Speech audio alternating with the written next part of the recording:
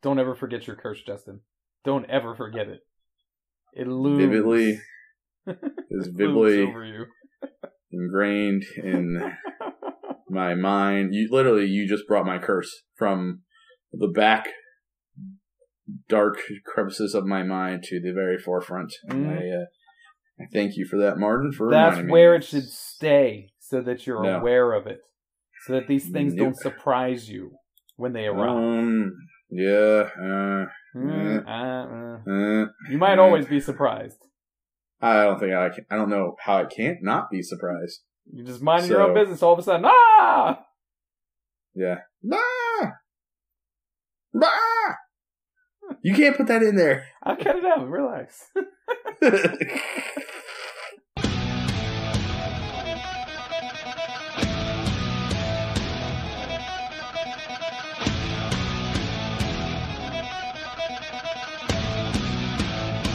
Ladies and gentlemen, welcome to your two favorite facially blessed individuals. That's right, it's the two bearded Taylor Swift fans. Oh, I'm so sorry. Look what you made me do, Martin. Look what you made me do. No, it is the two bearded preachers right now, aiming to misbehave on this wonderful evening, getting ready to bring you, once again, podcast gold. Because that's all the goats of podcasts can ever do, is just churn out some more gold. Yeah. Let's have some fun. Oh wait, and let's talk. What? And let's talk about murder sprees. Yeah, that sounds great, man. I don't know. We got to talk to some of these people about these stupid things they do, and can we just it's really messing up our shows. People going crazy, man. What is? Okay, what is going on?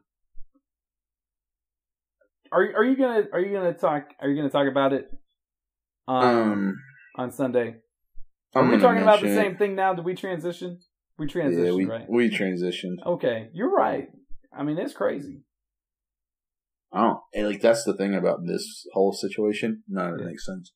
It doesn't make sense. Well, none of this one makes sense. I'm not saying that any of this stuff ever does make sense. Yeah. But this one makes less sense. Yeah, it literally I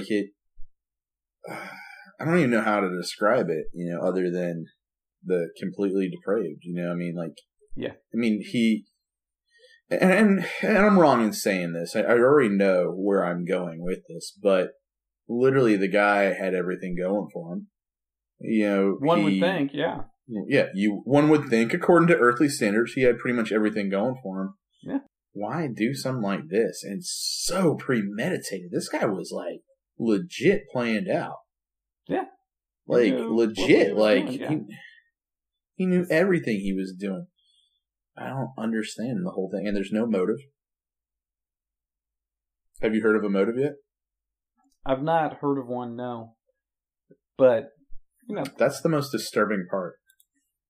Let's say that he operated alone and he is just doing this.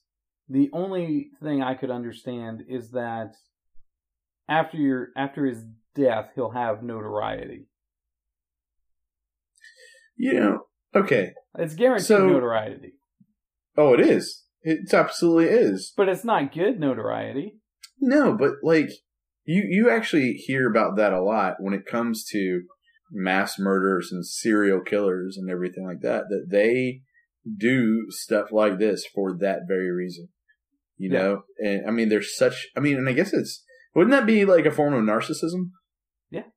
Yeah, that's what that is. It's almost the definition of it, right? You just want the fame. I mean, that's the only thing I can sit there and think of. I mean, gosh, I could not believe the amount of planning that had to go in on that. That guy had so many guns. He had bought so many guns in 1 year. It was ridiculous. And he did it. Okay, ready for this? This is the crazy part. He did it methodically. Mm. He knew that if he bought a gun, he had to wait a couple days before he bought another one, so he didn't get flagged. Yeah. And he never popped up on the radar. He did all that. If you bought 2 assault rifles, you bought 2 rifles within 5 days of each other, okay? You typically get flagged. Mm-hmm. And if you bought 3 or 4 or 5 within a couple days, you're definitely flagged, and they start watching you. He literally would buy one, wait a certain period of time, and go buy another. And he bought 33 in 1 year, from what I understand. Yeah, it's weird. It is. I mean, it's deliberate. Yeah. And obviously this wasn't a slapped together thing. Like, he didn't flip out on one weekend and decide, hey, I'm going to go do this. No. This is something that took a little thought, took a little planning. Yeah. Mm-hmm. But I just... Are you going to talk about it on Sunday? One of the things, we're starting this new series called Monsters Under the Bed. Mm-hmm. And basically talks about the fears that we have as adults and how we deal with them. And I'm using Psalm 121 as kind of like a foundational teaching point for the whole series. Mm-hmm. But it basically talks about how God always helps us, God's always watching over us, and God always protects us. But that last point is really a difficult one because people they look at stuff like that, they look at the hurricane, and they're just like, don't really feel too protected. Like we in Florida, I feel protected, but like everybody in Puerto Rico doesn't. They're hurting, they're struggling, And what I'm going to point out is that has more to do with that eternal protection, from your enemy, the evilness of sin and the deliverance of your sins. That's what it has to do with, and that's ultimately what delivers all of us from our fears overall, but I'm going to address it and talk about how it doesn't make sense. And it's the oddest thing in the world, but, even when things like that happen, our God is still protecting us ultimately in the scope of eternity. So are you going to, touch on the idea that God is sovereign even over mass murdering, douchebags? Pretty much. Yeah. See, that's the hard part for me, admittedly, is seeing God working out his good plan for his glorification in deliberate acts of individuals. Mm-hmm. See what I'm saying? So the thing that happens in the hurricane destroying all of Puerto Rico is a tragedy. But the gunman in Las Vegas is like an atrocity. Yeah. I think there's a difference. Like, a tragedy is something that is... It's one of those things where, like, how could... other than human that's taking place. Like, how could that happen? That's, like, you could look at something like, how could something like that happen?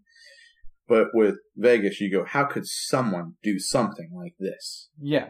It's the question of, how does this occur? Yeah. Rather than, why did this person do this? This person did this. It wasn't an accident. It wasn't a mistake. It was now here, let's be honest with ourselves. Like, even though, like, we say that, it still doesn't make it any easier in a sense. We're still sitting back struggling with it. People are still going to struggle because whether it's a hurricane down in Puerto Rico, because a lot of my congregation members, they have family living down there and haven't heard from them. So, scary. It is very scary. They haven't heard from them, and it'll go. Sometimes they'll hear a little bit, and then they won't hear for days at a time. Won't hear from them, and so they're scared. They're afraid, and that's one of those things. No explanation. You're just like, nature's a hurricane, right? It just happens. There's no explanation for it. And that's what we have going on with this feller right here. I mean, he has no real record or anything like that. Mm-hmm. He just goes and does the worst mass killing in history. You're just like, seriously, this is insane. Yeah, it's weird. Like, when I first saw the numbers, because I saw concert, and the first numbers I saw of it were 50 dead, 500 injured, and I was just like, no way. That's not exactly. That's what I thought too. That's not even possible. How could that even happen? And then I discovered, it's not a concert; it's a music festival. And he was in an elevated position and had a high rate of fire. And in that 500 people being injured are people getting trampled and injured in that way. And then it's all started to be like, it makes sense that you could do that. You just needed a high concentration of targets And, that's what he discovered. And what do you think is the best way of addressing it to your congregation? What do you mean, the best way what's the best way to address something like this? Sure, like you and I, we're sitting here and we're talking about it because it's on our minds. I would just assume that it's on most people's minds and that it's a relevant topic to discuss. I mean, I think in situations like this, you literally just go, I mean, to be totally honest, because, people are going to ask us questions, about situations like this, like I'll get the question. I'll get, how in the world can something like this happen? How in the world can someone do something like this? I'll get that question. And I'll be totally honest, Martin. I have no clue. You don't know? I know. I mean, people are the worst. That's the answer. Yeah, but even people are the worst. In our worst moments, Martin, mm-hmm. Never dreamt of doing something like that. I can't even begin to imagine something like that. Like, it doesn't, like, for me, I'm like, at my worst, I don't ever think about, like, going out and, doing damage, irreparable harm to somebody like that. I mean, mm-hmm. Only thing I can attribute it to is that this is what sin does. Sin kills, eats, and destroys. That's what Satan does, and that's the only thing I can attribute to. But at the same time, there's one of those things where it's okay to be at a loss for words. Yeah. 58 people, Martin. Random. All of them are random. There was just a giant crowd, and he sprayed. Yeah. He sprayed it. And that was it. It's just... Yeah. So it's surprising to you? Yeah. Because there's, like, what's the most unsettling part of it? Like, if he came out and said, I'm doing this because I really hate, Republicans. Jason Aldean. And Jason Aldean. I hate Republicans and Jason Aldean. And apparently, according to the CBS lawyer lady, all country music people are Republicans, so she didn't feel bad for him. You heard about that lady, right? She's probably right. I mean, she probably is. Not the bad part. But I was going to say, that's pretty harsh, Martin. Country music people are generally Republican. And therefore, right. She didn't have any remorse for them. Oh, I was like, hey, you deserve getting fired for that one, lady. Imagine if she had said, you know what? Like if it happened at a hip-hop concert. It said, hip-hop people are kind of liberal. They kind of deserve it. Maybe they deserve... Yeah, different reaction. So, what would the reaction be? I think that there would be... That it would be played up a little more in the media. Oh, yeah. It would be played up more. And, absolutely. Because I did hear that. And it struck me as odd that someone would say that. Because it wasn't that early. That was like pretty close. Super early. Yeah. It's like, come on, guy.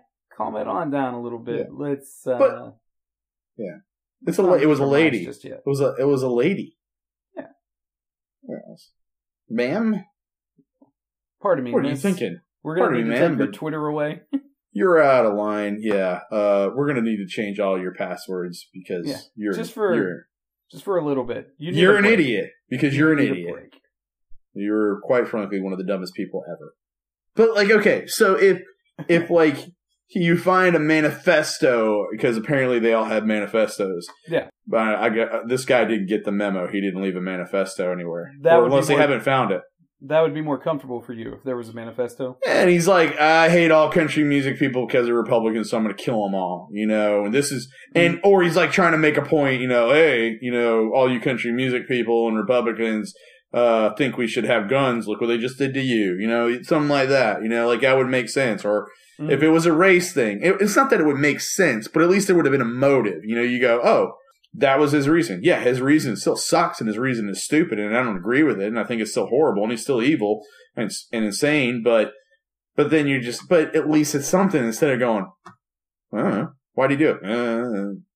I don't know. What changes for you in knowing or not knowing the motive? For me personally, I think it's scarier. In the past, we've had all these shootings and everything. Like the Pulse one. Right. The Pulse one came out that he had issues with, he hated homosexuals, but he also there was rumors that he was himself a homosexual and everything. And so like you see that and you go, okay, he did all of this, which was a horrendous act, but you see that what kind of led him to that. Okay? You kind of see where it led him and where it came from.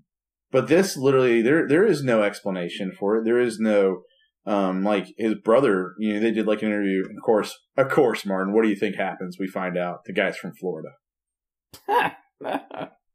Freaking, I was sitting there and like, reports on the gunmen are coming in and he is from, and I'm like, oh, don't say Florida.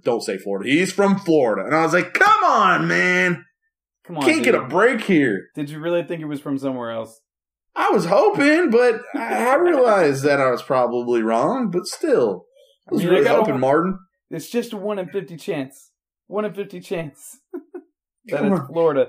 No. When you start talking crazy, that number goes up. Yeah. Because they're never from Georgia. I can tell you that much right now. They're never from Georgia. They're never from Maine either. People from Maine, I think, are very level-headed. Ain't nothing happens there. Except what happens when the Floridians drive up there. That's the only thing that happens in Maine. That's true. You're right on that one too. So, but I guess like for me, it's just like that. It bothers me a little more, and no other reason than like, at least if you said this is why I did it. Mm-hmm. Yeah. Okay. Because motive is comforting. I think it is. You don't like to live in the world where the unexplainable. Yeah. Do you think you're very much like that too? Like you don't like things to go unexplained. I've got an explanation for this guy. Wretch is gonna wretch, man. I mean, I don't know what else to say. I anticipate bad behavior from everyone. So this happens to be a more extreme example than what we see most of the time. But how is it? How different is it's the only difference is the matter of degree. Yeah, I agree. I mean, there's what's the difference between this guy doing this and the road rage person doing a pit maneuver on somebody who flipped him off or cut him off or something? It's just a matter of preparation and resolve to do this horrible act. That's uncomfortable for me, probably. I don't like that he was with the amount of preparation that had to go into this thing. That meant that he had resigned himself to the fact that he was going to murder a lot of people. Yeah. And that just doesn't seem like I'm uncomfortable with the idea of somebody doing that, like setting out to do it. I'm much more comfortable with the crime of passion murder than the you slept with my wife, I'm gonna kill you, that kind of thing. Yeah, and that's what most murders are, just that. I mean, we're in spur of the moment, last minute type wasn't thing. Wasn't intentional, wasn't planned. I got caught up in the emotions. Yeah, the idea of the well planned out murder. I mean, that's for the movies. That's not what. But even then, like if you come out and you write your little letter and you're like, I did this because that Jason Aldean, I can't stand his catchy music and how dare he out-teach the world.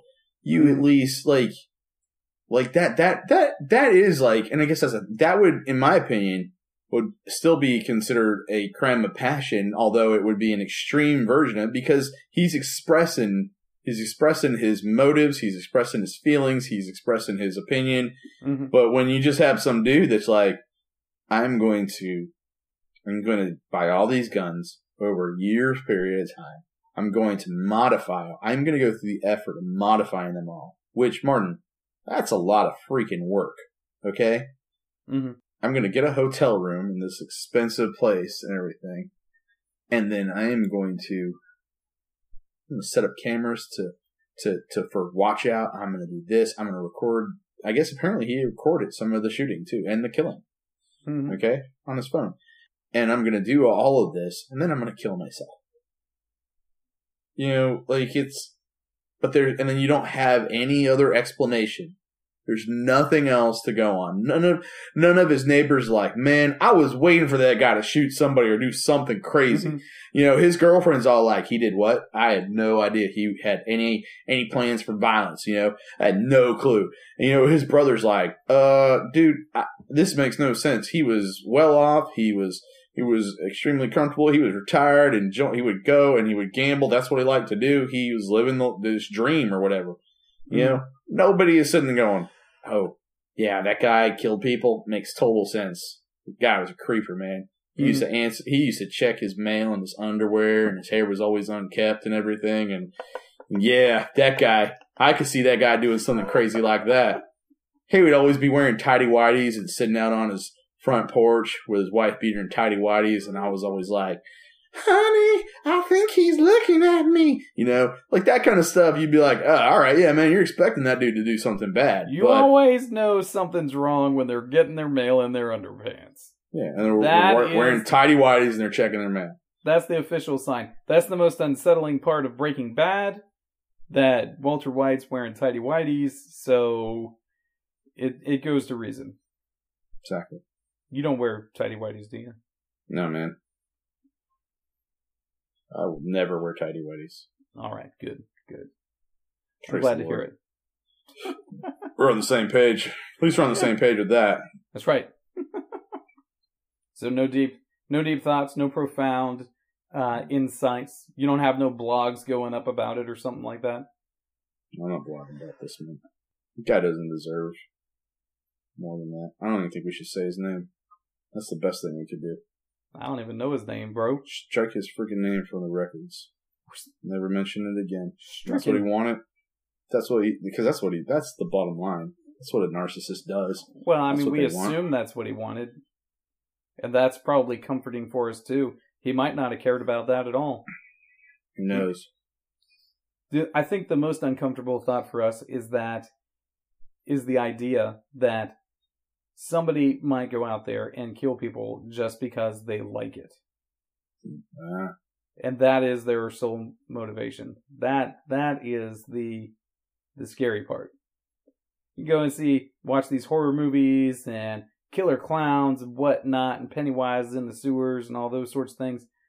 Not nearly as terrifying as the idea that some person living down the street from you, living on your block, really enjoys just killing a feller. That's far more unsettling. By the way, you should definitely go see it. It is awesome. I'm not going to see it. Go see it. I don't want to see it. Go see it and record yourself watching it. Nope. Hard Facebook pass. Live, just your face as you watch it. Nope. I don't want to do that. I don't want to ever see that movie. I'm not a scary movie person. Although I did rewatch American Werewolf in London the other night. Oh, that was a fun one. Love that movie. It's such a great movie. I think I'm a werewolf. Love that. Some nice special effects in there. Oh, nice yeah. Makeup work. The best. I might watch Fright Night soon too. I like that one too. That was a scary one for me too. Well, when you were a kid? Yeah. Back in the day? Vampires. Yep. But I can't watch like scary movies nowadays, man. They go too far. They're too scary. Too far. Too scary. Yeah, it is the best part of it is the pacing.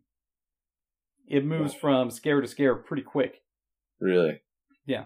And then when they do the breakups, where they break it up with some comedy or whatever, the way the kids talk to each other is pretty accurate. I mean, it might have been a little advanced for like me when I was a kid, but I definitely heard that sort of stuff. Just these kids telling each other that they were going to be having sex with each other's mothers and all that sort of stuff. What? Pretty standard kind of. What? What? You never made jokes like that? Just... No. I don't know what it is, but, telling somebody that you're going to have intercourse with their mother really upsets them. You've never done that. Had sex with your mother? No, I haven't. Welcome to intermission.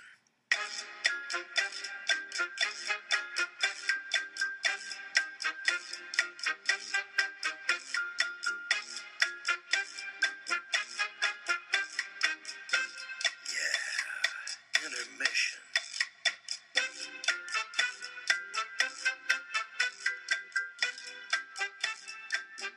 Did you ever watch that movie Idiocracy? Yeah. The guy, he is the most average man that they could possibly find. That's why they picked him. It's like, here's this guy. Here's Luke Wilson. He's more average than anyone ever. Yeah. And here's his counterpart, the hooker.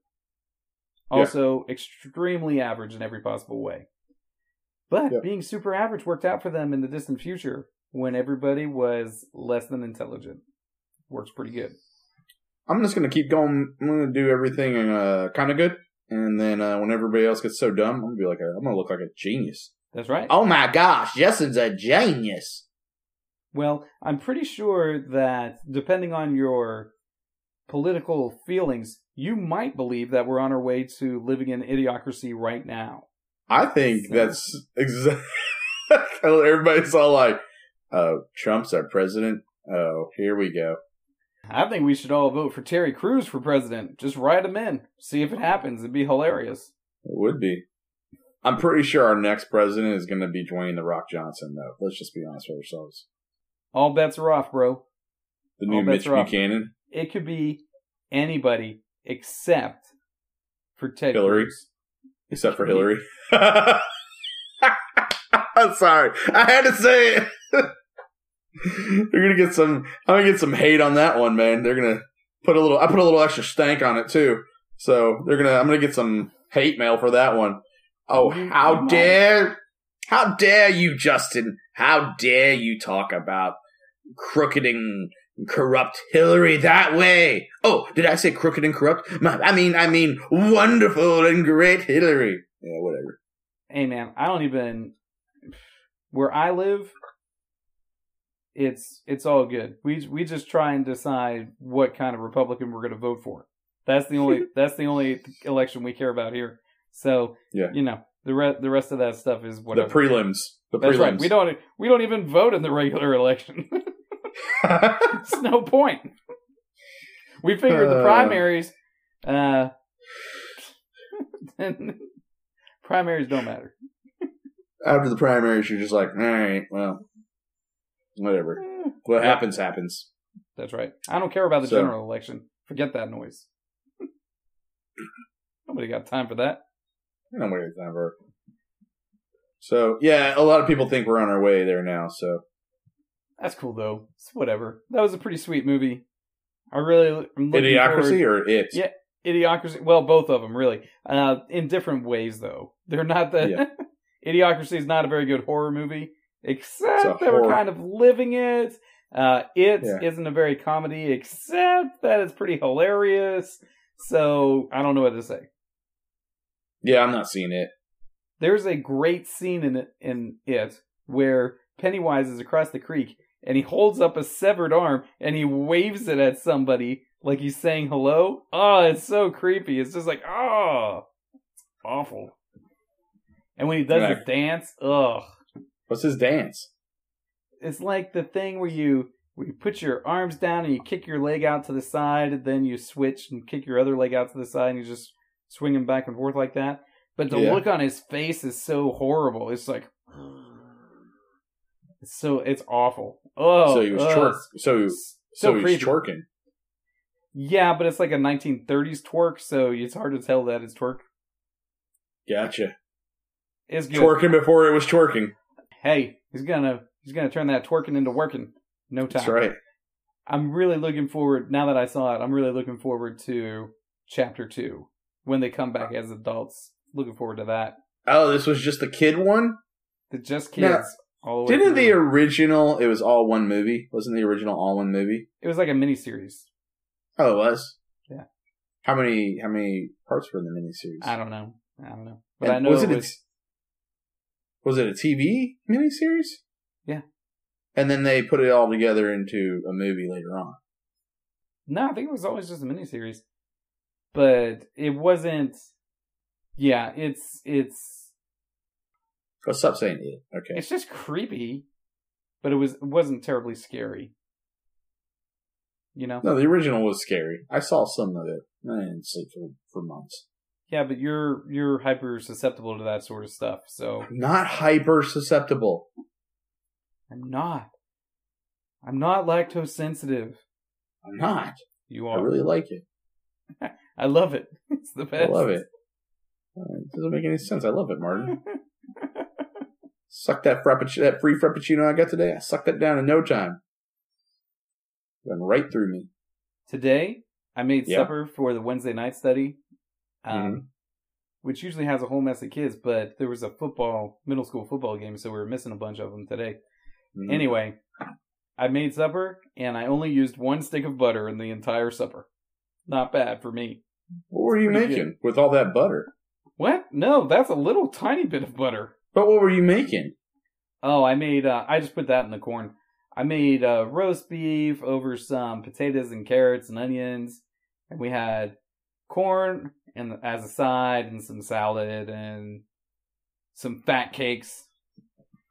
I don't even pretend like I do dessert. I just buy Little Debbie's and throw them at the kids as they walk by. Good job. Fat cake, fat cake, fat cake. I love fat cakes. They're so good. I have to limit myself, though. I have to be careful.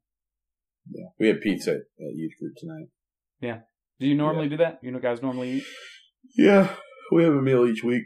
Do you normally eat pizza? Do you ever cook it? I cooked it once.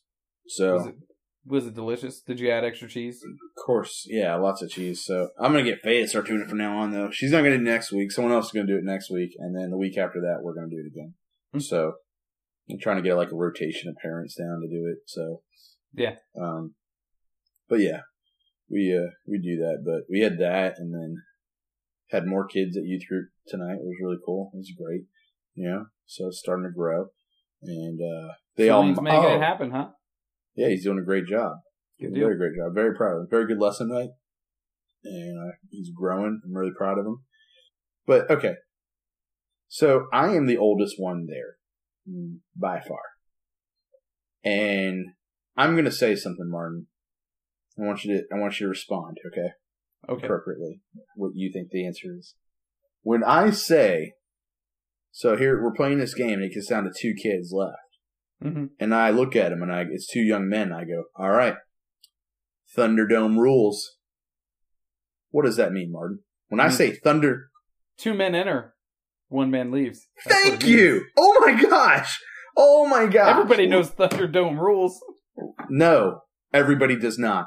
What do you mean everybody does not? So here I am. I've got 3 adults. I've got 15 students. They're all sitting there, and I go, Thunderdome rules. And they all look at me like I'm crazy. And I'm like, you guys all know what Thunderdome rules are, right? Yeah. And they're like, no. And I look at the adults, and I look at Wayne. I go, Wayne, you know what Thunderdome's rules are, right? He goes, yeah, of course I know. I'm like, what is it? Somebody's gonna die. And I go, is that a joke? Sort of. And I look at Norman, and Wayne's wife, Brandy's there, and she's just sitting there like, eyes wide open. She's like, I don't know what's going on. And I look over at Norman, and I go, Norman, you know what Thunderdome rules are. He goes, honestly, man, I think this was before our time. And I was like, what? I was like... How old are these people you're hanging out with, Justin? They're like 30 and under. Everybody's 30 and under. And so I literally do this. This is hysterical. Okay, so I go, what? Are you kidding me? Tina Turner? I go, we don't need another hero. Thunderdome. 2 men enter. 1 man leaves. You guys don't know this? And they're all like, we have no clue what you're talking about. I was like, 80s were the best. That's what I said. I just go, 80s were the best. Forget y'all. Yeah. So I come home, And I go, that's literally what I go, 2 men enter, 1 man leave, Tina Turner, we don't need another here. And I hold like a mic up like that, and I'm like rocking out, and the kids are all dead silent, okay? Like, what is going on here? What just happened? So I say all that, and I come home, and I look at Faye, I go, hey, do me a favor, babe. What is Thunderdome rules? And she goes, 2 men enter, 1 man leave. No lie. Then she belts out. She goes, bam, we don't need another here. I do the exact same thing. I do the exact same thing. I was like, that's why we're married. That's why we're married. It's nice you guys have that in common. I think that you need to give Wayne some daggone homework. Like, he's got to watch Mad Max. He's got to watch The Road Warrior. He's got to watch Beyond Thunderdome. Throw in Fury Road. Why not? Yeah. Just add it in there. Should. He'll enjoy Fury Road so much more after having seen Mad Max and The Road Warrior and Beyond Thunderdome. Yeah. They bring it all together. But I was so disappointed. All right, so tonight was disappointed, added in with sheer joy because my wife is on the exact same page. And then you, my friend, you never fail me. You never fail me. 2 men enter, 1 man leaves. I love it. So Thunderdome. Yeah.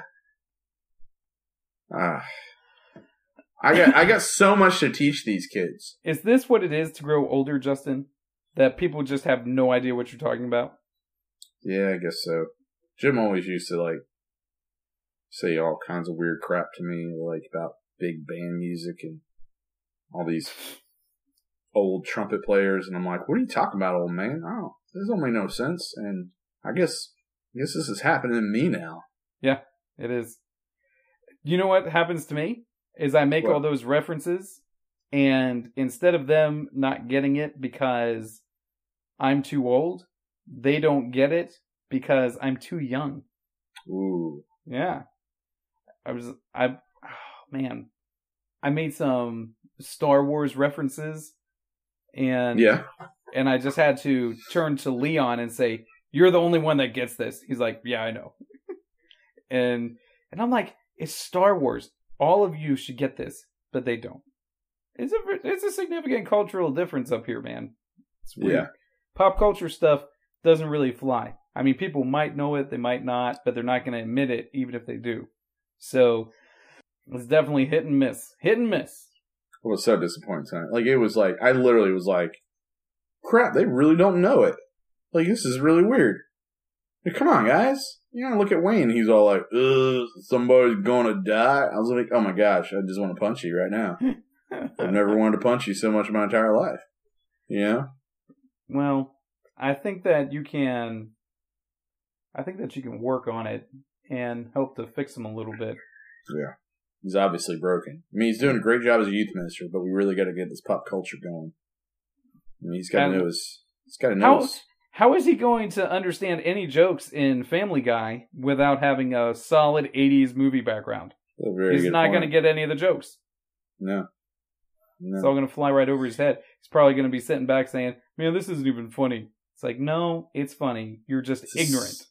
It's hysterical. Hey, have you seen the new Seth MacFarlane show yet? I have. The space one? Yeah, what do you think of it? Orville. It's pretty good. And I was worried that it was going to be just way over the top, which would mean that it would immediately get canceled. Yeah. But a lot of the jokes are a little bit toned down. It's far more subtle than Seth MacFarlane is in some of his movies and on the TV shows. Like, it's way different than Ted. That's for sure. Oh, yeah. Well, okay. So the first episode I thought was absolutely hysterical. I was so impressed with that first episode. I was like, this show is hysterical. Mm-hmm. And that had a little bit more of Seth MacFarlane comedy in it. Like, yeah. The second two, I was like, man, it's really not even that funny. You know, like, I kind of genuinely was like, I don't even think it's that funny. Honestly, it was still a good show. Yeah. I really enjoyed the episodes, but I was like, it's not even that funny. I wouldn't think they went into the transgendered aliens thing a little fast, but... Whoa, yeah. I was all like... I was like, man, it's really early in the show to be doing all this stuff, but whatever. Yeah. And then the fourth episode I just watched the other night, and I was like, okay, this is pretty good. You know, I'm like, it was like a good middle of the road. Like, it was entertaining, but had some comedy in it and everything. Yeah. So I enjoyed it. So I like all the side jokes where it's like how people actually talk, because most of the time when you look at Star Trek. And in Star Trek, what are they all doing? They're all like having concerts all the time. At least in the Next Generation. It's always a concert. You're going to go to a concert. They're going to go to a poetry reading. That's what they do for entertainment in the future. I mean, forget the fact that there's these holodecks that you can hop on and literally do anything. They're going to go to a crew member reading some poetry that he wrote. I don't think so. I don't think that that's the way entertainment is going to be in the future. But anyway, all the dialogue is very, very sanitized. Very sanitized in Star Trek The Next Generation.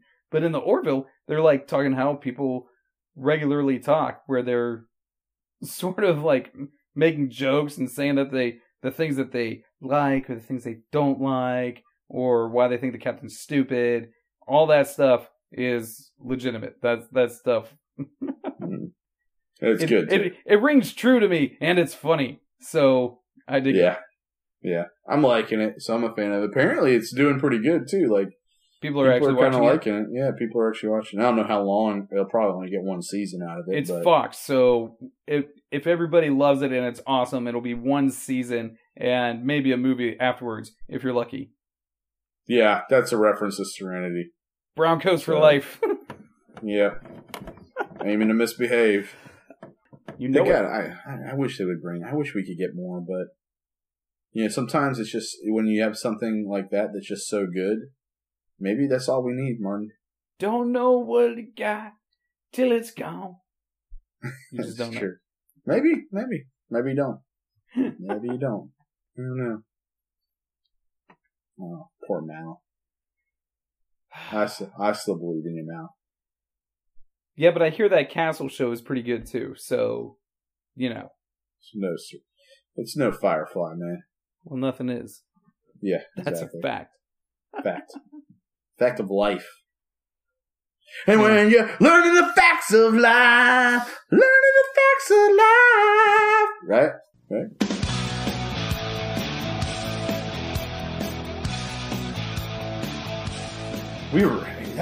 This was like a way emotional talk. It wasn't like I wasn't crying or anything like that, but it was a very heavy talk tonight.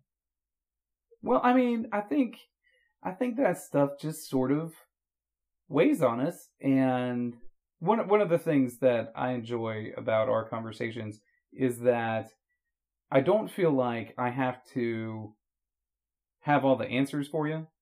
Oh yeah. Sometimes I feel that way. I know I shouldn't, but sometimes I feel that way at church when congregants ask me something. I feel like, man, I need to have something for them, right? But I'm relatively, when I'm talking to you, I don't feel like I need to have every answer for you.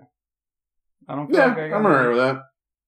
I feel like I gotta impress you, which is good. You know what's funny? Okay, this is funny because you said earlier. I said, it's kind of we don't know what to say about the whole thing, the whole shooting thing, and everything. And you go, and this is your exact words. You're like, I know exactly how to explain it.